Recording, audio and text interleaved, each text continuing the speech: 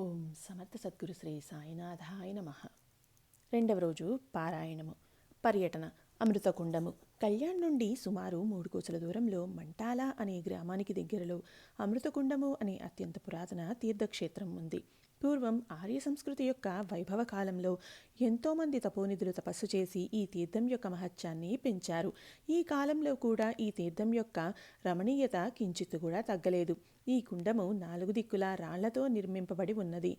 ఏ కాలంలో అయినా ఒక నీటిధార కుండంలో నుండి బయటకు వస్తూ ఉంటుంది. ఈ నీళ్లతో పొలాలు కూడా బాగా పండుతాయి. పచ్చని చెట్లతో, విస్తారమైన జల సంపదతో, ప్రశాంతమైన ఆకర్షణీయమైన సౌందర్యం కనిపిస్తుంది. దీనికి ఉత్తర దిశలో శంకరుని దేవాలయం ఉన్నది. దేవాలయ దక్షిణ భాగంలో ప్రాచీన శిల్పకళలకు సాక్ష్యమైన శంకర మరియు దేవతా స్వరూపాలైన పెద్ద పెద్ద రాళ్లతో చెక్కినవి శిల్పాలు కనిపిస్తాయి. ఇవన్నీ చూడగానే మనసు ఉద్విగ్నతకు లోనవుతుంది. ఇక్కడే గుహలాగా ఒక ప్రదేశం ఉంది. దానికి ఇప్పుడు తలుపులు బిగించారు. సాధు, గోసావి, బైరాగులు ఇక్కడ నివసిస్తూ ఉంటారు.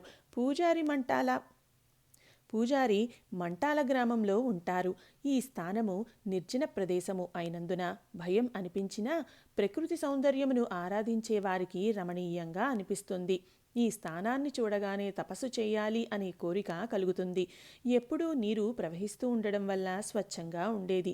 కానీ ఇప్పుడు పాచి పేరుకుపోయి సరి అయిన నిర్వహణ లేకపోవడం వల్ల పరిసరాలు శుభ్రంగా లేవు. ఈ కుండం నుండి 1/2 మైలు దూరంలో తక్కి సోమన్న యొక్క దేవస్థానము ఉంది. పూర్వం ఈ ప్రదేశంలో ఉత్కృష్ట శంకర దేవాలయం ఉండేది. మంచి పనితనం కలిగిన వారు ఈ మహాదేవుని లింగం తయారు చేశారు అనిపిస్తోంది. ఈ లింగం 5 అడుగుల ఎత్తు కలది. ఈ లింగమును విరక్కొట్టే ప్రయత్నం చేశారు అనిపిస్తోంది. లింగముపై గీతలు కనిపిస్తాయి, కానీ లింగం మాత్రం చెక్కు చెదరలేదు. దీనికి ఉత్తరంగా సుమారు 1 మైలు దూరంలో సీత యొక్క గుహ ఉంది. దాని పక్కనే నీటిధార ప్రవహిస్తూ ఉంటుంది. నీరు స్వచ్ఛంగా ఉండి అది చూడగానే పవిత్ర భావన కలుగుతుంది. గుహ చుట్టూ చెట్లు కూడా ఉన్నాయి. ఈ గుహపై 20 అడుగుల పైకి ఎక్కిపోయిన తరువాత ఇంకొక గుహ కూడా ఉంది. దారి కొంచెం కష్టంగానే ఉంటుంది. గుహకు ఉత్తర దిశలో ఒక కమాన్ ఉంది. కమాన్ నుండి దిగి వెళ్ళడానికి మెట్లు ఉన్నాయి. అక్కడి నుండి కుడిపక్కకు వెళ్ళాలి అంటే 25 నుండి 30 అడుగులు కూర్చుని వెళ్తేనే లోపలికి వెళ్ళవచ్చు. దానికి ముందు ఏం ఉందో తెలియదు. అత్యంత ఏకాంతవాసంలో ఉండి తపస్సు చేసుకోవడానికి కావలసిన ప్రదేశాలలో ఇదే సర్వోత్తమం అయినది. మంటాల గ్రామానికి చెందిన కులకర్ణి గారు నిత్యం అమృతకుండానికి దైవ దర్శనార్థం వచ్చేవారు. ఈయన భావకులై ఉండేవారు. ఈయన రోజులాగే శంకరుని దర్శనానికి వచ్చి ప్రదక్షిణ చేసే దారిలో దూరంగా 16-17 సంవత్సరాల వయసులో ఉన్న యువకుడు అతని దృష్టిలో పడ్డాడు. ఆ యువకుని శరీర వర్చస్సును చూసి ఆ గృహస్థు విస్మయం చెందారు. శరీరంపై లంగోటీతో భస్మధారి అయిన అతని స్వరూపం చూడగానే సాక్షాత్ శంకర భగవానుని దర్శనం అయినట్లు అనిపించింది. కానీ నమ్మశక్యం కాలేదు. చివరికి దగ్గరికి వెళ్ళి, మీరు ఎవరు, ఎక్కడి నుండి వచ్చారు, ఈ భయానక నిర్జన ప్రదేశానికి ఎందుకు వచ్చారు అని అడగాలని, ఆ బాలుని వద్దకు వెళ్ళాలని ఆ వైపు నడిచాడు. ఆ యుక్త బాలకుడు ముందుకు వెళ్తున్నాడు. అతని వెనకనే మంటాల గృహస్థు వెళ్లారు. చెట్ల మధ్యలో ఆ బాలకుడు కనిపించలేదు. కానీ ఒక భయంకరమైన పులి కనిపించింది. ఈ అడవిలో కొన్ని రోజుల నుండి పులులు సంచరిస్తున్నాయని, దొరికిన పశువులను తింటున్నాయని విని ఉండడం వల్ల ముందుకు వెళ్లాలన్న ఆలోచన విరమించుకొని ధోతీని పైకి కట్టుకొని అక్కడి నుండి పరిగెత్తుకొని మంటాలకు తిరిగి వెళ్ళిపోయారు. కానీ ఆ బాలకుని యొక్క రూపము మరువలేకపోయాడు. అతను దైవస్వరూపమేమో. అతనికి పులి భయం లేదా? మనుషుడైతే ఆ బాలుడు పులి అని అరిచేవాడు. ఈరోజు శంకర భగవానుని దర్శన భాగ్యం కలిగినా కూడా పులి యొక్క భయం వల్ల అతన్ని వదిలి తిరిగి రావాల్సి వచ్చిందని చాలా బాధపడ్డాడు. మనసులో మళ్ళీ అమృతకుండముకి వెళ్ళాలి అనిపించినా పులి యొక్క భయం వల్ల మళ్ళీ ఎన్నో రోజుల వరకు ఆ వైపుకు వెళ్ళలేదు. తర్వాత 2 నెలలకు చెక్క గుర్రంపై కూర్చొని ఒక యుక్త వయస్సులో ఉన్న బాలుడు మంటాల గ్రామంలో కనిపించాడు. పిల్లలకు ఈ చెక్కగుర్రం విచిత్రంగా అనిపించి పిల్లలు దాని చుట్టూ మూగారు. ఈ అందరి పిల్లలతో కలిసి ఆ బాలుడు మంటాల కులకర్ణి ఇంటికి చేరుకున్నారు. కులకర్ణి దగ్గరికి వెళ్ళగానే అతన్ని కళ్యాణికి చెందిన మాణిక్ ప్రభు అని గుర్తుపట్టారు. తను 2 నెలల క్రితం అమృతకుండం వద్ద చూసిన బాలుడు ఇతనే అని నిర్ధారించుకున్నాడు. కళ్యాణ్ మాలిక్ ప్రభు అనగానే దర్శనానికి ఊరంతా కదిలి వచ్చారు. కులకర్ణి ఇంట్లో ఆయన భార్య ప్రసవ వేదన పడుతుండెను. ఎంతసేపైనా ప్రసవం జరగలేదు. గాబరా పడిపోయాడు. కానీ మాణిక్ ప్రభువును చూడగానే ప్రాణం లేచి వచ్చినట్లయింది. అప్పుడు ప్రభువును ప్రార్థించగానే 4 బ్రాహ్మణుల వద్ద నుండి తీర్థం తీసుకుని వచ్చి నీ భార్యకు తాగిస్తే మంచి జరుగుతుంది అనగానే ఆ అమృతవాక్కు విని ఆ విధంగా చేయగానే సుఖప్రసవం అయి పుత్రుడు జన్మించాడు. అతని ఆనందం చెప్పనలవి కాలేదు. ప్రభువును అక్కడి నుండి వెళ్తూ ఉంటే బెల్లంతో చేసిన లడ్డు కులకర్ణి గారు ఇవ్వగానే ప్రభువు అది తిని సంతుష్టులయ్యారు. ఈ విషయం తెలిసి గ్రామస్తులందరూ పోగయ్యారు. కానీ ప్రభు చెక్కగుర్రంపై స్వారీ చేస్తూ వెళ్ళిపోయారు.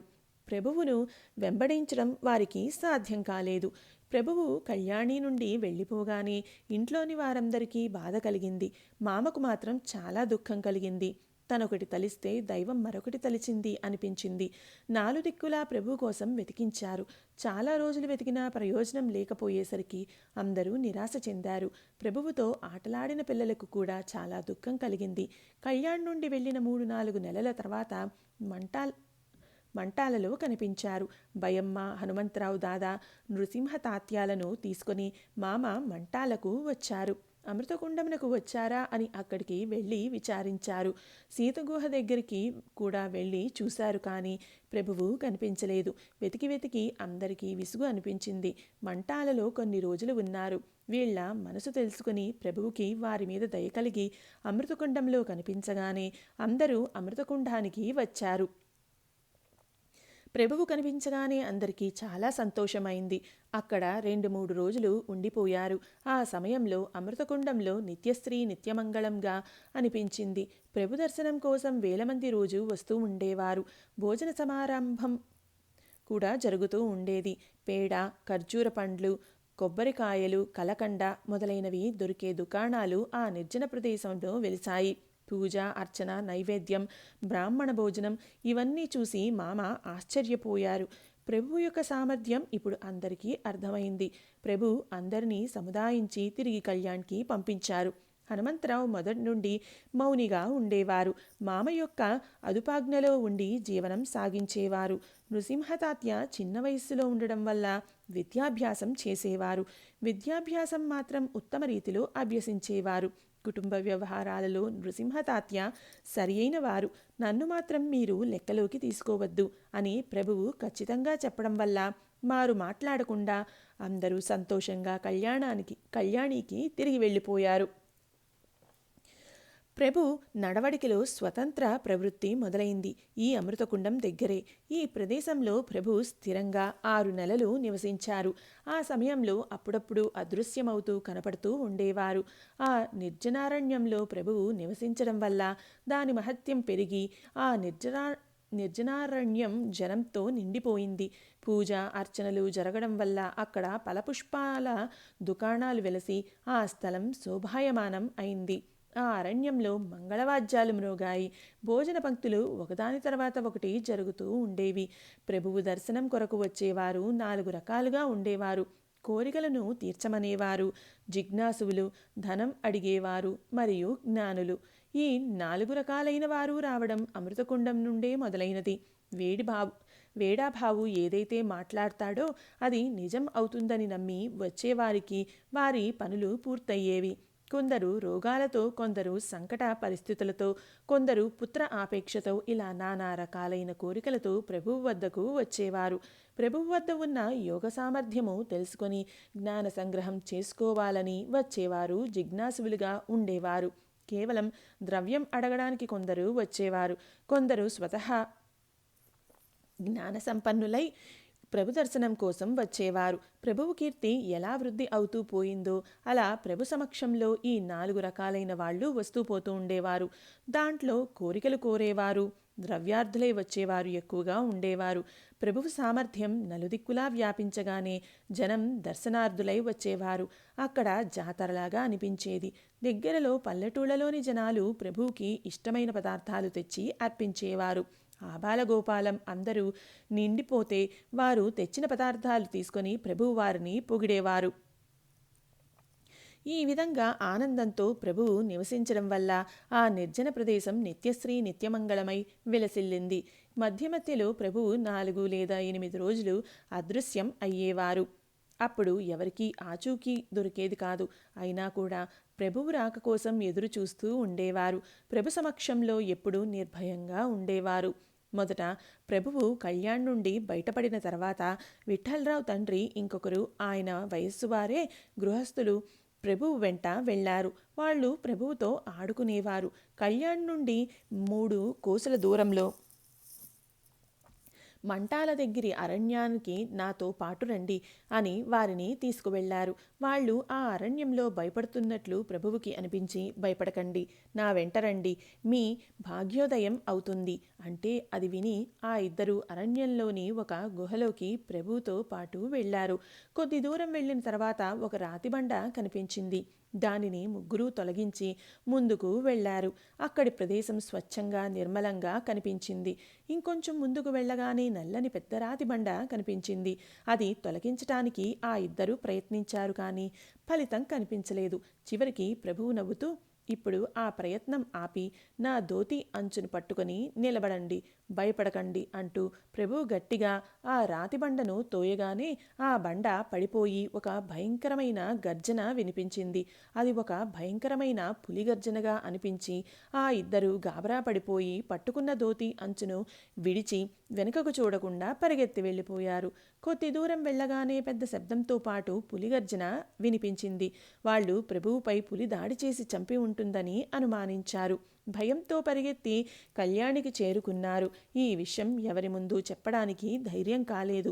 కొద్ది రోజుల తర్వాత అమృతకుండం వెళ్ళడానికి కళ్యాణ్లోని కొంతమంది వెళ్తూ ఉండగా వారితో పాటు రొట్టెలు కట్టుకొని ఈ ఇద్దరూ కూడా బయలుదేరారు. కొండ ఎక్కి అమృతకుండం వద్దకు వెళ్ళగా ఆ రోజు జరిగిన సంఘటన ఇతరులకు చెప్తుండగా ప్రభువే ముందు కనిపించారు. పులి ఉన్న గుహ నుండి ప్రభువు సజీవంగా బయటికి రావడం, 2 నెలలు అన్నం లేకపోయినా ప్రభువు పూర్వం కంటే తేజోమయంగా కనిపించడం వారికి ఆశ్చర్యం కలిగించింది. ఏం జరిగింది అని వారు ప్రభువునే ప్రశ్నించారు. మీరు భయపడకుండా నా వెంట వచ్చి ఉంటే దాని మర్మం మీకు తెలిసేది. అక్కడికి వచ్చిన వారి స్నానాధికాలు అయిన తర్వాత తీసుకువచ్చిన రొట్టెలు తినడానికి సిద్ధమయ్యారు. ఇంతలో ఒక బైరాగి వస్తూ కనిపించారు. ఆయన శరీరం కాంతివంతమై ఉంది. ఆయనతో పాటు ఇంకొకరు కూడా ఉండేరి. చేతిలో ఒక పాత్ర, భుజానికి జోలి వేలాడుతూ ఉండెను. ఈ బైరాగిని చూసి ప్రభువు, ఈరోజు మహాప్రసాద యోగము ఉంది, ప్రసాదం తీసుకున్న తర్వాత రొట్టెలు తిందాము అని అన్నారు. ఇది ఏమి చమత్కారమో ఆ ఇద్దరికీ అర్థం కాలేదు. బైరాగి తన దగ్గర ఉన్న పాత్రలో కుక్క పాలను పిండుకొని వాటిలో జోళిలోని రొట్టెను కలిపారు. దగ్గరలో ఉన్న ఒక చనిపోయిన పామును కూడా తీసుకొని పాత్రలో వేసి దానిని కూడా వాటితో కలిపారు. ఆ ఇద్దరు అసహ్యంగా ఆశ్చర్యంతో చూడసాగారు. పూర్తిగా కలిపిన తర్వాత బైరాగి ప్రభువుని పిలిచి దాంట్లో నుండి ఒక ముద్ద ప్రభువుకి ఇచ్చారు. అలాగే ఆ ఇద్దరినీ పిలిచి వారికి కూడా ముద్దగా చేసి ఇచ్చారు. ప్రభువు వెంటనే ఆ ముద్దను నోట్లో పెట్టుకుని తినేశారు. ప్రత్యక్షంగా ఆ బైరాగి కలిపిన వాటిని చూడడం వల్ల ఆ ఇద్దరు అలాగే ముద్దను చేతిలోనే పట్టుకొని నిల్చున్నారు. బైరాగి పూర్తిగా తిని అక్కడి నుండి వెళ్ళిపోయారు. తర్వాత ప్రభువు వారిని తిన్నారా అని అడిగితే జరిగింది చెప్పి పిడికిలు తెరిచి చూపిస్తే ఆ చేతుల్లో ఏమీ కనిపించలేదు. బైరాగి ఎక్కడి నుండి వచ్చాడో, ఎక్కడికి వెళ్ళాడో, చేతుల్లో ఉన్న ముద్ద ఏమైందో వారికి అర్థం కాలేదు. మీరు అదృష్టవంతులు కారు, దానికి మీరేం చేస్తారు? ఆ బైరాగి సాక్షాత్ దత్తప్రభువులై ఉండిరని ప్రభువు చెప్పారు.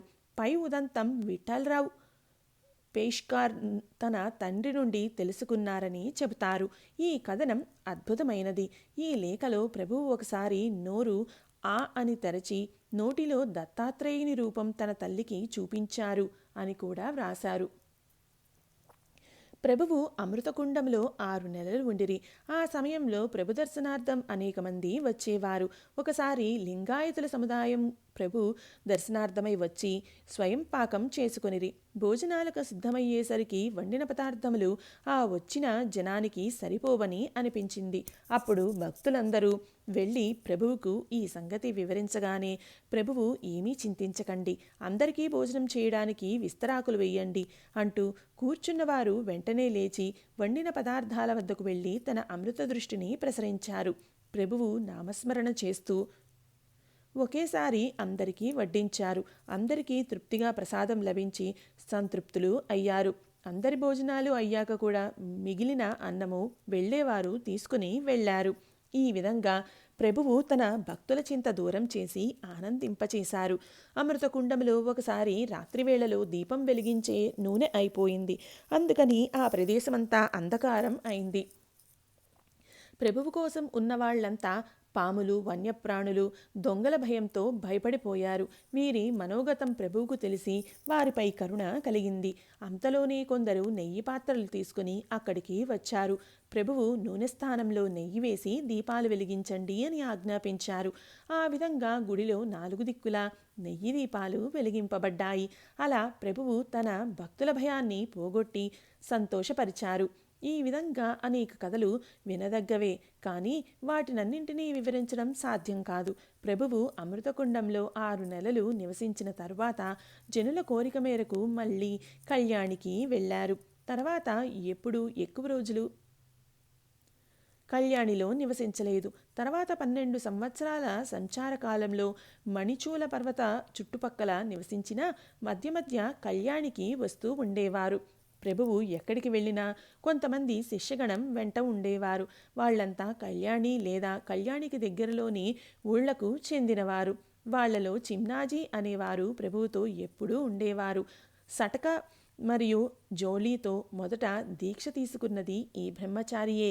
తన వెంట ఉన్న శిష్య బృందం సౌకర్యవంతంగా ఉండాలని, వారికి పారమార్థికత లభించాలని ప్రభువు ఆశించేవారు. శిష్యులు ఆచరించే నియమాలు యోగ్యమైన రీతిలో ఆచరిస్తున్నారో లేదో అని ప్రభు సూక్ష్మంగా గమనించేవారు. ఎవరైనా తప్పు చేస్తే దానిని తెలియచేసి మరొకసారి అది జరగకుండా విలక్షణమైన రీతిలో తెలియచేసేవారు. శిష్యులకు మానసికంగా, శారీరకంగా ఏ కష్టం కలగకుండా చూసేవారు. ప్రభువు సమక్షంలో ఎవరికీ ఎటువంటి భయం ఉండేది కాదు. ఏ కష్టం జరిగినా దానికి పరిహారం ప్రభువు నుండి అప్పటికప్పుడే లభించేది. ఒకసారి ఒక శిష్యునికి భయంకరమైన కడుపు నొప్పి వచ్చింది. ఎన్ని చికిత్సలు చేసినా తగ్గలేదు. ప్రభువుకి ఈ విషయం తెలియగానే శిష్యుని దగ్గరకు వెళ్ళి కడుపుపై చేతిని తిప్పుతూ ఆ శిష్యుని దగ్గర కూర్చున్నారు. ప్రభువు చేతి స్పర్శ తగులగానే బాధ తగ్గి మనస్సు శాంతించింది. అలా చాలామంది జనులకు శారీరక బాధలు తగ్గేవి. కొందరికి పిశాచ బాధలు, దారిద్ర్యం పోయేది. కొందరికి పుత్రప్రాప్తి కలిగేది. ఈ విధంగా 1-2 అనేక దృష్టాంతాలు రోజూ జరిగేవి. ప్రభు మహత్యం అన్ని దిక్కులా విస్తరించి ప్రభు దర్శనార్థం వచ్చే జనసముదాయం రోజురోజుకు పెరిగింది. వచ్చిన భక్తులందరికీ అన్నపానీయాల సదుపాయం ప్రభు సమక్షంలో లోటు లేకుండా జరిగేది. దత్తుని యొక్క జోళి ప్రభువు వద్ద కామధేనువుగా ఉండేది. అది అందరి అన్నపానీయాలు సదుపాయం జరుపుతూ ఉండేది. ప్రభువు సాక్షాత్ భక్త కార్యకల్పద్రుములై ఉండేవారు. తాత్య వివాహము. అమృతకుండంలో 6 నెలలు నివసించిన తర్వాత ప్రభువు కళ్యాణికి తిరిగి వచ్చారు. ప్రభుభక్తులు వారి మహత్యం చూపమని అడిగితే వాళ్ల ఇష్టప్రకారం నడుచుకొని అందరినీ సంతృప్తి చేసేవారు. ప్రభువు యొక్క ఇంటి పరిస్థితి సాధారణంగా ఉండేది. ప్రభువు అన్నగారైన హనుమంత్ దాదా వివాహం బాలచంద్ర దీక్షిత్ గారి కుమార్తెతో జరిగింది. ఆ సాధ్వి పరమ భావికయై ఉండేది. సర్వగుణ సంపన్నురాలైన భార్య దొరకడం వల్ల హనుమంత్ దాదాకు సమాధానం కలిగింది. ప్రభువుపై ఆమెకు అనన్యమైన భక్తిభావం ఉండేది. ప్రభువుపై పూజ్యభావంతో, ప్రేమతో ఏది అడిగితే అది చేస్తూ ఆనందంగా గడిపేది. ఇంట్లో అందరి ఇష్టాలు గమనిస్తూ అందరికీ అన్నీ ఉన్నంతలో అమరుస్తూ సంసారాన్ని సుఖంగా నడిపించేది. ఇంట్లో ఏది కావాలన్నా ప్రభు సామర్థ్యంతో లభించేది. కానీ ఆ విధంగా ఎప్పుడూ ఆలోచించలేదు. స్వల్పకాలంలోనే ఆమె మరణించింది. సుశీలయ్యే సదాచార సంపన్నురాలైన పత్ని వియోగంతో హనుమంతదాదా తీర్థయాత్ర చేయాలి అనే సంకల్పంతో ఇంట్లోంచి బయలుదేరి వెళ్లారు. ఈయన చాలా రోజులు బయటనే నివసించారు. ఈయన తర్వాత చెల్లెలు చిమ్నాబాయి ఉండేది. ఈమెపై తల్లికి ప్రీతి ఎక్కువగా ఉండేది. ఈమెకు 8 సంవత్సరాల వయస్సులో వివాహం జరిగింది. మనోహర మాణిక్ ప్రభు మహారాజు రాసిన పద్యభాగ చరిత్రలో వివాహం అయిన కొన్ని నెలలకే చిమ్నాబాయి చనిపోయారని రాశారు. ఇతర చరిత్రకారులు ఈమె విషయం వ్రాయలేదు. అమృతకుండం నుండి ప్రభువు కళ్యాణికి వచ్చిన తర్వాత గ్రామంలోని జనులకు ప్రభువుపై భక్తి పెరిగింది. ప్రభువుతో ఆటలాడిన వాళ్లలో కొందరు ప్రియశిష్యులు అయ్యారు. అప్పుడు ఇంట్లో తల్లి మరియు నృసింహ తాత్య ఉండేవారు. హనుమంతరావు తీర్థయాత్రకు వెళ్ళినప్పుడు మామ కూడా వారి వెంట వెళ్లారని అందరూ అనుకున్నారు. నృసింహతాత్య విద్యను అభ్యసించేవారు. చిన్నప్పటి నుండి తెలివైన వారు. కుటుంబ పోషణ చేసి కుటుంబం నడిపిస్తాడని తాత్యాపై భయమ్మకు అపారమైన ప్రేమ ఉండేది. కళ్యాణిలో కొంతమంది ప్రేమభావంతో ఉండే ప్రభుభక్తులు ఉండేవారు. కొందరు నిష్కారణంగా ద్వేషభావం కలవారు కూడా ఉండేవారు. సత్పురుషులపై నిష్కారణమైన ప్రేమ చూపించేవారిలాగే నిష్కారణంగా ద్వేషం చూపించేవారు కూడా ఉంటారు. ఇది సాధారణ విషయమైన ఆ కుచేష్ట చేసేవారు అందరూ కలిసి ప్రభువు యొక్క శక్తిని పరీక్షించడానికి ఏదైనా కారణం దొరుకుతుందా అని ఎదురుచూస్తూ ఉండేవారు. కళ్యాణ్లో దేశపాండే వద్ద గుమస్తా అయిన లక్ష్మణరావు అనే పేరు గల గృహస్థు ఉండేవాడు. ఈ గ్రామ సంఘంలో సభ్యుడు అయి ఉండడం వల్ల అందరితో పాటు ప్రభువు వద్దకు దర్శనానికి వచ్చారు. అంతఃకరణలో శ్రద్ధ ఉండేది కాదు. గ్రామంలో ఇతర శిష్యులు ప్రభువుతో పరిచయం ఉండడం వల్ల ప్రేమ కనపరిచేవారు. ఒకరోజు ప్రభువు తమ శిష్యగణంతో కూర్చొని ఉన్నప్పుడు ఇతరులతో పాటు లక్ష్మణరావు కూడా ప్రభు దర్శనార్థం వచ్చారు. అనేక విషయాలు మాట్లాడుతూ ఉండగా నృసింహతాత్య యొక్క వివాహ విషయం చర్చకు వచ్చింది. తాత్య ఇప్పుడు వయస్సులో ఉన్నారు. వివాహం ఎందుకు చేయరాదు అని లక్ష్మణరావు అడిగిన ప్రశ్నకు ప్రభువు ఈ విధంగా సమాధానం చెప్పారు. మేము పకీరులము. మా దగ్గర పైసా లేదు. ఊర్లో ఇల్లు లేదు, పొలము లేదు. ఇలాంటి పరిస్థితుల్లో తాత్యాకు పిల్లను ఎవరిస్తారు అని. అది విని వెంటనే లక్ష్మణరావు అలా ఎలా అవుతుంది? పెళ్లికి కావలసిన ఖర్చు మీరు పెట్టగలిగితే పిల్లను ఎవరైనా ఇస్తారు అన్నారు. పెళ్లికి కావలసిన ఖర్చు మేము పెట్టడానికి సిద్ధంగా ఉన్నాము అని ప్రభువు అన్నారు. అలా మీరు ఖర్చు పెట్టడానికి సుముఖంగా ఉంటే నా చెల్లెల్ని మీ తాత్యాకు ఇవ్వడానికి ఒప్పుకుంటాను అని లక్ష్మణరావు అన్నారు. 10 మందిలో ఇలా లక్ష్మణరావు ఎందుకు అన్నారు అంటే ఆయనకు ఖచ్చితంగా ప్రభువు వద్ద అంత ధనం సామాగ్రి లేవని తెలుసు. ఆ సమయంలో ప్రభువు అన్న యాత్రకు వెళ్లారు. ఆపదలో ఆదుకునే మామ కూడా కళ్యాణ్లో లేరు. ప్రభువు యొక్క స్వంత ఆస్తి అంటే జోళి మరియు లంగోటి. ఈ సాధువుకి అప్పు ఎవరిస్తారు? మాటల్లో అపహాస్యం చేస్తే ఏమవుతుంది అని లక్ష్మణరావు ఆలోచించి అలా అన్నారు. కానీ ప్రభువు అతని అంతరంగం తెలుసుకున్నారు. ఏ ఉద్దేశంతో అన్నా కూడా ప్రభువు అతను అలా అడిగే పరిస్థితి కల్పించేవారు. అది విని వెంటనే ప్రభువు సరే, మీ మాటల్లో నిజం ఉంటే ఇప్పటికిప్పుడు నిశ్చయం చేసేయండి. మీరు అన్న వాటికి ఒప్పుకుంటున్నాము అని అన్నారు. అదే సమావేశంలో పెళ్లి నిశ్చయమై ఇరువైపుల వాళ్ళు ఆమోదం తెలిపారు. లక్ష్మణరావు స్వయంగా పెళ్లికి కావలసిన అన్ని వస్తువులు రాసి ఇచ్చారు. పెళ్లి నిశ్చయం అయింది. కానీ ప్రభువు ఇంట్లో మాత్రం ఏమీ లేదు. ఒకేసారి పెళ్లికి కావలసినంత సామాగ్రి ఎక్కడి నుండి వస్తుంది? ప్రభువు శిష్యులకు భక్తులకు ఏర్పాట్లు ఎలా అవుతాయో అనే ఆలోచన కలిగింది. ఏర్పాట్లు కాకపోతే ప్రభువుకు అవమానం అవుతుంది. ఈ విధంగా వారంతా ఆలోచిస్తూ ఉండగా రాత్రి వాళ్లలో కొందరు భక్తులు గ్రామదేవత అయిన హనుమంతుని దర్శనమై మారుతి రాయుడు వాళ్లకు ప్రసాదం ఇచ్చినట్లుగా స్వప్నం వచ్చింది. అప్పుడు వారికి సంతోషమైంది. కానీ సమస్య పరిష్కారం కాలేదని చింతిస్తూ ఉండగా బసప్ప అనే వైశ్య షావుకారు వీరి చింతకు కారణం తెలుసుకుని సమయస్ఫూర్తితో మీరు చింతించకండి, ఇలాంటి మహత్వమైన కార్యానికి కావలసిన సామాగ్రి ద్రవ్యము నేనొక్కడినే ఇస్తాను. ప్రభుకృపతో నాకు మంచి జరుగుతుంది అని కావలసిన పూర్తి సామాగ్రి బండిలో తీసుకొచ్చి ప్రభు ఇంట్లో అప్పగించారు. తల్లికి ఇతర శిష్యులకు చాలా ఆనందమైంది. బసప్ప ప్రభువుపై అపార భక్తి కలవారై ఉండేవారు. సామాగ్రి వచ్చిన తర్వాత ప్రభువుకు తెలియచేయగానే ప్రభువు నవ్వుతూ ఇదంతా దత్తుని కృప అన్నారు. పెళ్లి తయారీ విషయం లక్ష్మణరావుకి తెలియగానే తాను ఇప్పుడు ఏమీ చేయలేక పెళ్లి ఏర్పాట్లు మొదలుపెట్టారు. ప్రభువు ఇంట్లో మూర్తివంతమైన కామధేనువు నివసించేది. ఎప్పుడూ ఏ వస్తువుకు తక్కువ కాలేదు. పెళ్లి సమారంభంలో ఏదైనా విఘ్నం కలిగించాలని లక్ష్మణరావుతో పాటు వారితో ఉన్న వారికి అనిపించింది. పెళ్లి సమయంలో 20 నుండి 40 మంది వరకు వస్తారని చెప్పి 300 నుండి 400 మందిని భోజనానికి తీసుకుని వచ్చారు.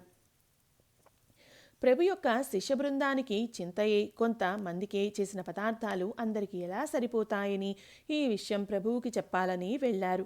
ప్రభువు అప్పుడు నిద్రలో ఉన్నారు. నిద్రలో నుండి లేచి చింతించకండి అన్నారు. ప్రభువు ముఖంలో కొంచెం కూడా చింత కనిపించలేదు. మొత్తం గ్రామం భోజనానికి వచ్చినా సరిపోయేటట్లు చేయడానికి దత్తుడు సమర్థుడై ఉన్నాడు. ఇలా అని ప్రభు వండిన పదార్థాల దగ్గరకు వెళ్ళి తన చేతిలోని యోగదండముతో వాటిపై తిప్పి బయటకు వచ్చి విస్తళ్ళు వేయండి అని ఆజ్ఞాపించారు. సద్గురు మాణిక్ ప్రభు మహారాజ్ కీ జై ఇలా అంటూ వడ్డించడం ప్రారంభించారు. భోజనం అందరికీ సరిపోతుందని తెలియగానే ఉద్దేశపూర్వకంగా వారిని పరీక్షించాలని కొందరు వడలు కావాలని అడుగగానే వారి విస్తళ్లలో వడలు వడ్డించారు. ఇంకా ఏమి కావాలని అడిగితే అన్నీ వడ్డించారు. ఇక పరీక్షించడానికి ఏ అవకాశం దొరకలేదు. ఒక పక్క ప్రభుభక్తులు ప్రభునామ జయజయకారాలతో భోజన పంక్తి జరిగింది.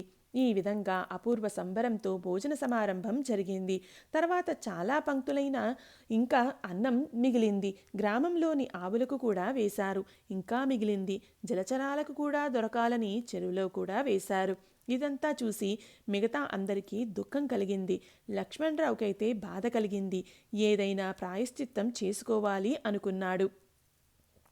రెండో రోజు లక్ష్మణరావుకి కడుపు నొప్పి వచ్చింది. నొప్పితో బాధపడుతూ నేను ప్రభు విషయంలో తప్పు చేశాను అని తెలుసుకొని ప్రభువు శరణు కోరాలని ప్రభు దగ్గరికి వచ్చారు. ప్రభు కాళ్ల ముందు పడి క్షమించమని అడిగారు. ప్రభు అతన్ని లేపి అతని దుఃఖాన్ని నివారించి 4 విషయాలు బోధించి సంతోషంతో తిరిగి పంపించారు. ఇతరులు సిగ్గుతో తలవంచుకుని అక్కడి నుండి వెళ్ళిపోయారు. ప్రభువునే ఇలా పరీక్షించే దుష్టకృత్యం గ్రామదేవతకు ఇష్టం కాలేదు. గ్రామదేవతకు కోపం వచ్చిన విషయం తెలుసుకొని ప్రభు తన శిష్యులతో అన్నారు, జాగ్రత్త, ఈ గ్రామంలో ఏదైనా అనర్థం జరగబోతోంది అని చెప్పి ప్రభు కొన్ని రోజులు అదృశ్యమయ్యారు. ప్రభువు ఎక్కడికి వెళ్లారో ఎవరికీ తెలియలేదు. గ్రామంలో కొన్ని రోజులకు మంటలు లేవడం, కలరా వ్యాపించడం జరిగాయి. అంతటా హాహాకారాలు నిండాయి. వృద్ధులు, పిల్లలు వ్యాధుల బారిన పడ్డారు. గ్రామంలో కలరా వ్యాపించింది. అందరూ ప్రభునామస్మరణ చేశారు. కానీ ప్రభు ఆచూకీ దొరకలేదు. నృసింహతాత్య కూడా ఈ మహమ్మారి బారిన పడ్డాడు. అప్పుడు తల్లి ప్రభువును ప్రార్థించగానే వెంటనే ప్రత్యక్షమై తాత్యాకు తీర్థం ఇచ్చిన వెంటనే జబ్బు నయమైంది. ఈయన భార్య తల్లిగారింటిలో ఉండేవారు. అక్కడ ఆమె జబ్బు బారిన పడి మరణించింది. అది విని లక్ష్మణరావుకి దుఃఖం కలిగింది. ప్రభువు యొక్క స్మరణ కలుగసాగింది. కానీ ప్రభు దర్శనయోగం కలుగలేదు. తాత్యా మహారాజు భార్య బహిణాబాయి మరణం వల్ల భయమ్మకు దుఃఖం కలిగింది. కానీ ప్రభు మాతృశ్రీ యొక్క దుఃఖాన్ని తెలుసుకుని సముదాయించారు. అప్పటి నుండి లక్ష్మణరావు ప్రభువు యొక్క పరమభక్తులు అయ్యారు. దాంతోపాటు ప్రభువును అపహాస్యం చేసే వాళ్లకు తగిన శాస్తి జరిగి ప్రభువుపై భక్తితో ఉండేవారు. ప్రభువు యొక్క లౌకిక పారమార్థికత రోజురోజుకు ఎక్కువ అయి అన్ని జాతుల ప్రజలు ప్రభు దర్శనార్థమై వచ్చేవారు. హిందూ జనుల వలె ముసల్మాన్ వ్యక్తులు కూడా ప్రభు వద్దకు వచ్చేవారు. మొదట ఆ మతంలోని పెద్ద పెద్ద విద్వాంసులు వచ్చేవారు. వారు ప్రభువును పరీక్షించాలని తమ మతంలోని క్లిష్టమైన ప్రశ్నలు వేస్తూ వాదోపవాదాలు చేసేవారు. ప్రభువు అన్ని ధర్మాలలోని శ్రేష్టమైన తత్వంపై విడమర్చి చెప్పేవారు. పెద్ద పెద్ద మౌళీలను చకితులు చేసే జ్ఞానం ప్రభువు వద్ద ఉండడం చూసి వాళ్లంతా విస్మయులయ్యారు. ప్రభువు యొక్క అగాధమైన జ్ఞానం గురించి తెలుసుకొని ప్రభు భక్తిపరాయణులు అయ్యారు. కానీ కొంతమంది ముస్లింలకు ఇది నచ్చక మనం ఇంత పండితులమైనా మనల్ని ఎవరూ అడగట్లేదు గాని ప్రభువుకేమో ఇంత విలువ అని మనసులో అనుకుని ప్రభువును మంత్రప్రయోగంతో చంపాలి అనుకుని సామాగ్రిని సిద్ధం చేసుకున్నారు. ఈ విషయం ఆ ప్రయోగం చేద్దామనుకున్న వ్యక్తి అన్నకు నచ్చలేదు. ప్రభువులాంటి అసామాన్యమైన సామర్థ్యం కలవారిని చంపడానికి ప్రయత్నించడం సాధ్యం కాదు. కానీ అదే వికటిస్తుందని మిగతా వారందరికీ భయం కలిగింది. ఆ ముసల్మాను మంత్రప్రయోగం చేయాలి అనుకునేసరికి ఆ మంత్రదేవతకే భయంకరమైనదిగా అనిపించింది. ప్రభువుపై ప్రయోగించడం అంటే మంటపై కట్టెపుల్ల వేస్తే అది భస్మం కావడానికి ఎక్కువ సమయం అవసరం ఉండదు కదా. ఈ విధంగా ఆలోచించి ఆ మంత్రాది దేవత ఆ యువకుడిపైనే తిరగబడింది. ఏ శక్తినైతే తను అనుకూలం చేసుకుని ఆరాధించాడో అదే శక్తి అతనిపై తిరగబడింది. అతని దుర్దశను ఎలా వివరించగలం? ఆ యవనుడి స్థితి చూసి అతని సోదరునికి ఏం చేయాలో అర్థం కాలేదు. అతనికి ప్రభు సామర్థ్యంపై పూర్తి విశ్వాసం ఉండేది. సోదరుడు దీని నుండి ముక్తి పొందడానికి ప్రభువే సమర్థుడని నమ్మి వారిని శరణు వేడుకోవాలని అనుకున్నాడు.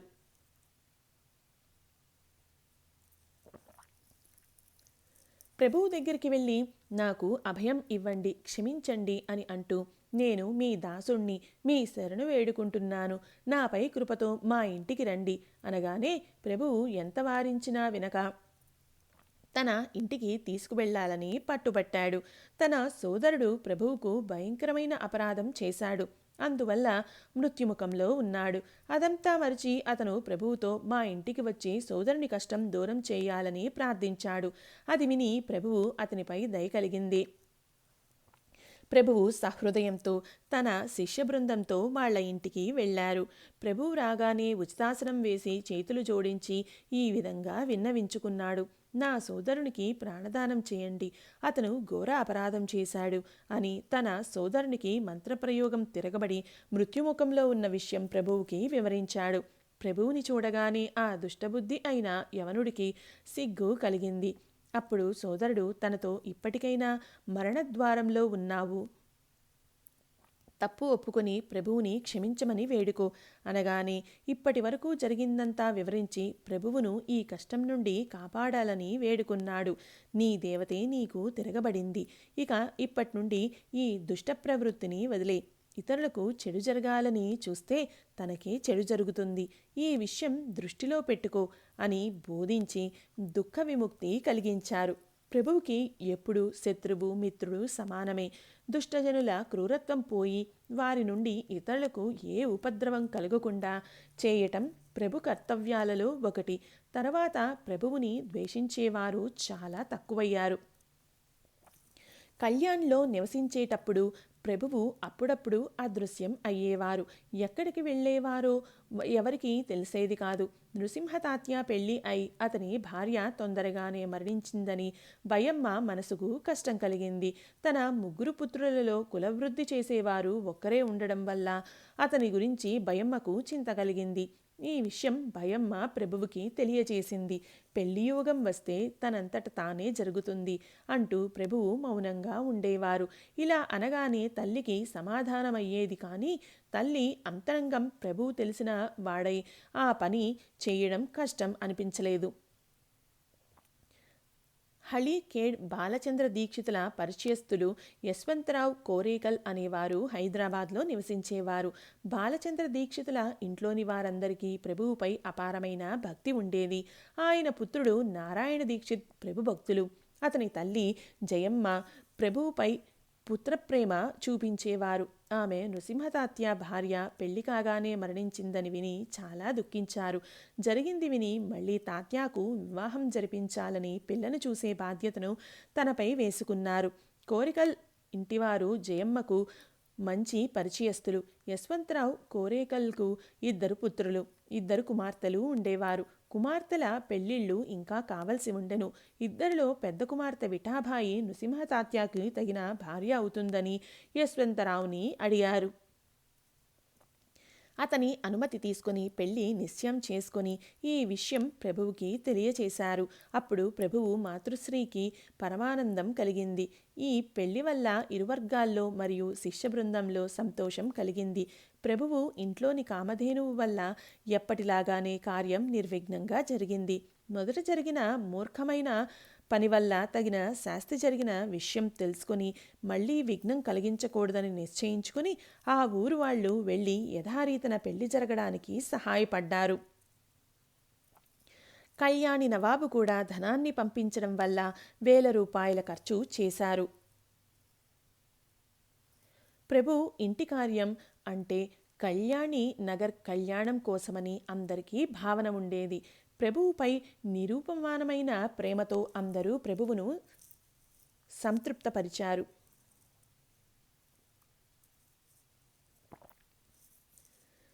చాళకాపురము. ముందు చెప్పినట్లుగా ప్రభువు కొన్ని రోజులు కళ్యాణిలో నివసించి అక్కడి నుండి బయటపడ్డారు. ఎన్నోసార్లు ప్రభువు అదృశ్యమయ్యేవారు. ఇలా అప్పుడప్పుడు జరుగుతూ ఉండడం వల్ల అందరికీ అది అలవాటైపోయింది. అప్పట్నుండి ప్రభువు గురించి చింతించడం తక్కువైంది. హనుమంతరావు దాదా మామతో పాటు తీర్థయాత్ర నుండి తిరిగి వచ్చారు. ఇంటి పరిస్థితి యథావిధిగా సాగుతూ ఉండేది. అందువల్ల ప్రభువు అక్కడ తప్పకుండా ఉండాల్సిన అవసరం అనిపించలేదు. తన మనసులోని కారణం ఎవరికీ చెప్పకుండా ప్రభువు అదృశ్యం అయ్యేవారు. అందువల్ల చాలామంది శిష్యులు వెంట ఉండేవారు కాదు. ప్రభువు యొక్క మహిమలు అన్ని దిక్కులా విస్తరించడం వల్ల దూరం నుండి అనేక మంది వచ్చేవారు. కళ్యాణి ఒక తీర్థక్షేత్రంగా మహత్యం సంపాదించుకుంది. ఎంతోమంది రోగులు, ఇంకా ఎంతోమంది ద్రవ్య సహాయార్థం, ఇంకొందరు పిశాచబాధ దూరం చేసుకోవడానికి, ఇలా 1000 మంది నిత్యం కొత్త కొత్త కారణాలతో ప్రభువు వద్దకు వచ్చేవారు. వారికి ప్రభువు నుండి అంతో ఇంతో ప్రసాదం దొరికేది. ఎంతోమంది యోగులు సేవ చేయడానికి ప్రభువు వద్దకు వచ్చి ఉండేవారు. ఎంతోమంది మాదుకరి అడిగి చేసేవారు. చాలామంది ప్రభువుతో పాటు భోజనం చేసేవారు.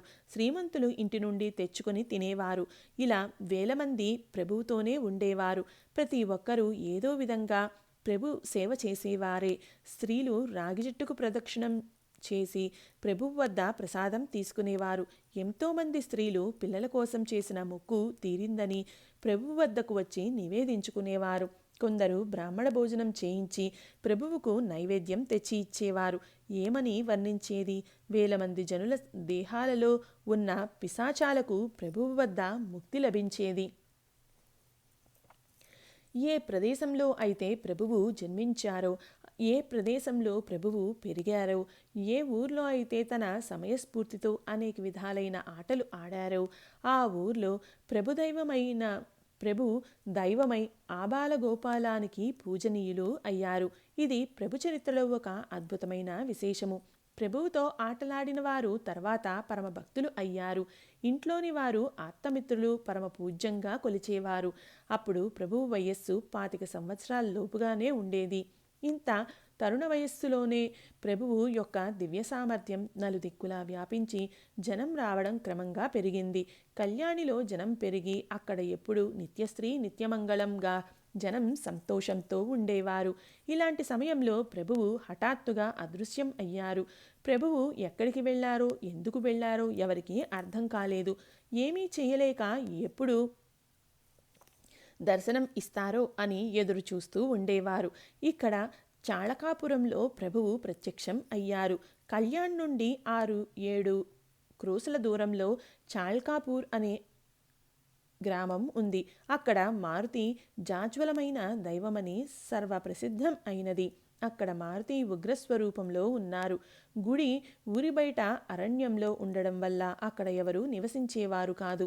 దగ్గరలో దట్టమైన అడవి ఉండడం వల్ల, క్రూర మృగాల భయం వల్ల, మారుతి యొక్క ఉగ్రస్వరూపం వల్ల ఎవరైనా మనుషులు ఆ ప్రదేశంలో ఎలా ఉండగలరు? గుడి పూజారి ఊళ్ళో ఉండేవారు. తెల్లవారగానే పూజ ముగించి ఆరతి కాగానే నందాదీపం రాత్రంతా సరిపోయేటట్లు నూనె పోసి సాయంత్రం అయ్యేసరికి ఇంటికి చేరుకునేవారు. గుడిలో సేవ చేసేవాళ్ళు కూడా ఎవరు రాత్రి ఉండేవారు కాదు. మారుతి భయంకరమైన స్వరూపంతో ఎవరిని ఉండనియ్యరని సామాన్యులు అనుకునేవారు. కానీ నిజంగా చూస్తే ఆ నిర్జనారణ్యంలో ఎవరికీ ఉండడానికి ధైర్యం చాలేది కాదు. పగలే భయపడతారు, ఇక రాత్రివేళ ఎవరు ఉంటారు? కానీ ఈ మారుతిపై గ్రామంలోని వారికి భక్తి అమితంగా ఉండేది. అందుకని మధ్యాహ్నం వేళ జనం ఎక్కువగా వచ్చేవారు. మారుతి జన్మోత్సవము, పూజ సంవత్సరం అంతా జరిపేవారు. ప్రతి శనివారం పల్లకీ సేవ చేసేవారు. ఆ సమయంలో జనం ఎక్కువగా పోగయ్యేవారు. చైత్రమాసంలో జన్మోత్సవం జరిపితే ఆ ప్రదేశం యాత్రాస్థలంగా కనిపించేది. ఆ సమయంలో తప్ప ఇతర వేళలో సంధ్యా సమయం తర్వాత ఆ వైపుకు ఎవరూ వచ్చేవారు కాదు. మారుతి రాత్రివేళలో ఏకాంతంగా ఉండేవారు. ఆ సమయంలో మారుతిని కలవాలని ప్రభు దేవాలయంలోనికి వెళ్ళారు. ప్రభువు మరియు మారుతి యొక్క అపూర్వ కలయికలో ఏం జరిగిందో తెలుసుకునే మార్గం ఏ చరిత్రకారునికి వ్రాయడానికి సాధ్యమవుతుంది? తెల్లవారగానే పూజారి పూజ చేయడానికి దేవాలయంలోనికి వెళ్ళి చూస్తే ఒక యువకుడు ఒక మూలకి ప్రశాంతంగా నిద్రిస్తున్నట్లు కనిపించింది. మారుతి దగ్గరికి వెళ్ళగానే మారుతి తలపై ఒక మూట ఉండడం చూసి అతనికి ఆశ్చర్యం కలిగింది. మూట విప్పి చూడగా అన్నీ బట్టలు కనిపించాయి. ఈ బట్టలు ఎవరివి? దేవుడిపై తన బట్టలు పెట్టిన ఆ దుష్టుడు ఎవరని వెతికెను. ప్రభువు విశ్రాంతిగా పడుకొని ఉండెను. ప్రభువును లేపి పూజారి బట్టలు ఎవరివని అడగగానే ప్రభువు తనవేనని చెప్పారు. ఈ అడవిలో దొంగలు ఉంటారు కావున నా బట్టలు ఎత్తుకుపోతారని రక్షణ చేయమని మారుతికి ఇచ్చాను అనగానే ఆ పూజారి కోపంతో ప్రభువును కొడుతుండగా మారుతి మెడలోని హారం ప్రభువు మెడలో కనిపించింది. ప్రభువు శరీరంపై కొట్టిన గుర్తుడు మారుతి శరీరంపై కనిపించగానే అందరూ భయభ్రాంతులయ్యారు. ఇదేమి చమత్కారం! ప్రభు తనలో తాను నవ్వుతూ నిలబడ్డారు. ఈ గొడవ విని చాలామంది పోగయ్యారు. వాళ్లలో ఒకరు పరీక్షించి చూడగానే తాము కొట్టిన ఆ మనిషి ఎవరో పిచ్చివాడో దుష్టుడో కాదని కళ్యాణ్కి చెందిన మాణిక్ ప్రభు అని తెలుసుకున్నారు. కళ్యాణ్కి చెందిన మాణిక్ ప్రభు అని ఇది వినగానే అందరూ అతని వైపు చూశారు. నిజంగా మాణిక్ ప్రభువే. మనం అజ్ఞానంతో భయంకరమైన తప్పిదం చేశాము.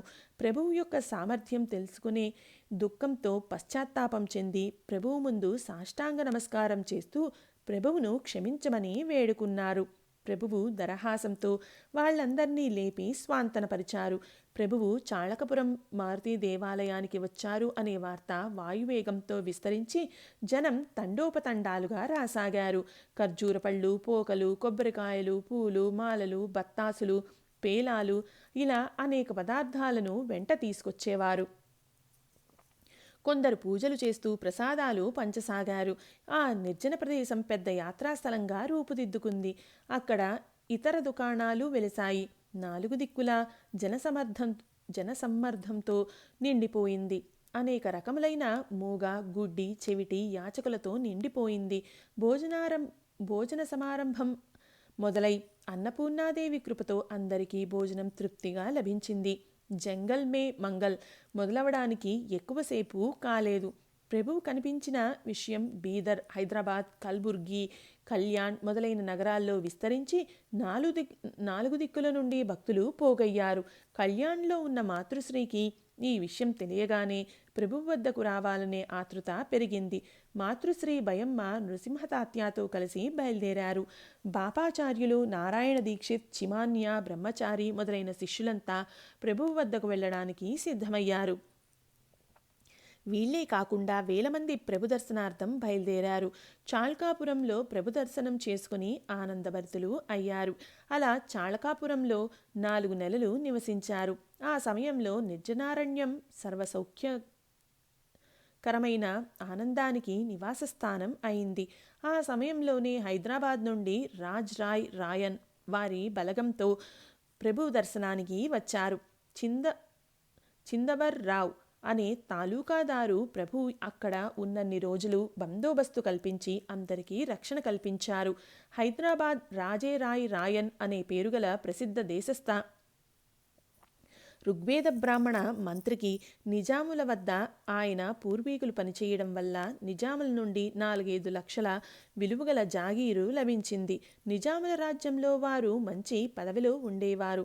వీళ్ల పూర్వీకులు కత్తి విద్యలో కీయంలో మంచి ప్రవేశం ఉండి నిజాములకు సేవ చేసేవారు. అందుకని ఆయనను రాజా రాయ్ అని పిలిచేవారు. ఈయన ప్రభువు యొక్క కీర్తి తెలిసి ప్రభువుపై ప్రేమతో ప్రభు చాళకాపురం వచ్చారని వినగానే దర్శనార్థమై వచ్చి దర్శనం చేసుకున్న తర్వాత ప్రభు సన్నిధిలో కొంతకాలం నివసించి సేవ చేసుకుని సంతోషభరితులు అయ్యారు. రాజాసాహెబ్ యొక్క భక్తికి ప్రభువు వశమయ్యారు. రాజాసాహెబ్ వయస్సు దాటిపోయింది కానీ పుత్రప్రాప్తి కలుగలేదు. తనకు పుత్రప్రాప్తి అయి తన సంస్థానము అఖండంగా నడుస్తూ ఉండాలని ప్రభువు వద్ద ప్రార్థించారు. ప్రభువు అతని సేవతో సంతుష్టులై ప్రసన్న అంతఃకరణతో పువ్వులు, కజ్జరి పండ్లు, విభూది ప్రసాదంగా ఇచ్చారు. ఆ ప్రసాదం తీసుకొని హైదరాబాద్కు రాయ్ వెళ్ళిపోయారు. ప్రభువు యొక్క ప్రసాదం అపూర్వంగా భావించి రోజు ప్రసాదానికి పూజ చేసేవారు. కొంతకాలం తర్వాత అతనికి పుత్రప్రాప్తి కలిగింది. ఆనందభరితులై ఈ విషయం ప్రభువుకి తెలిపి వారు చెప్పినట్లు పుత్రునికి శంకర్రావు అని నామకరణం చేశారు. శంకర్రావు ప్రభువుపై అత్యంత భక్తితో ఉండేవాడు. ఆయనకు యుక్త వయస్సు రాగానే తండ్రి మరణించాడు. కానీ జాగీరు విషయంలో ఏదో నిజాములు అడ్డు చెప్పడం వల్ల కొన్ని రోజులు చింతించారు. తనకు వచ్చిన కష్టం దూరం కావాలని ప్రభువును ప్రార్థించగానే తిరిగి జాగీరు లభించి గాదిపై కూర్చున్నారు. ఆ సమయంలో ప్రభువుని విస్మరించలేదు. ప్రతి సంవత్సరం 1000 రూపాయలు ప్రభువుకి పంపించేవారు. శంకర్రావు రాజు గారికి ప్రభు చేతివ్రాత యొక్క పత్రము లభించింది. ఈ ప్రేమ సంబంధం ఇప్పటి వరకు ఇలాగే నడుస్తూ వస్తోంది. ఈ రాజాసాహెబ్ హిందూ ధర్మం తరపున బ్రాహ్మణులకు మూలస్తంభమై నిజాముల కాలంలో సర్వతోముఖాభివృద్ధి జరిగింది. ప్రభువు చాళకాపురంలో ఉన్నప్పుడు మారుతికి పూజ, అర్చన, పల్లకి సేవ నిర్విరామంగా జరిగేవి. ప్రభు మారుతిపై ఆరతి, కొన్ని భజనలు, అష్టకం రచించారు.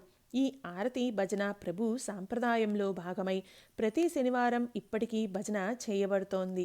ఈ విధంగా ప్రభు చాళకాపురంలో 4 నెలలు ఆనందంగా నివసించిన తరువాత మార్గశిర మాసం దగ్గరికి వస్తూ ఉండగా ప్రభువు యొక్క స్వారీ మైలార్కి వెళ్ళడానికి సిద్ధమైంది.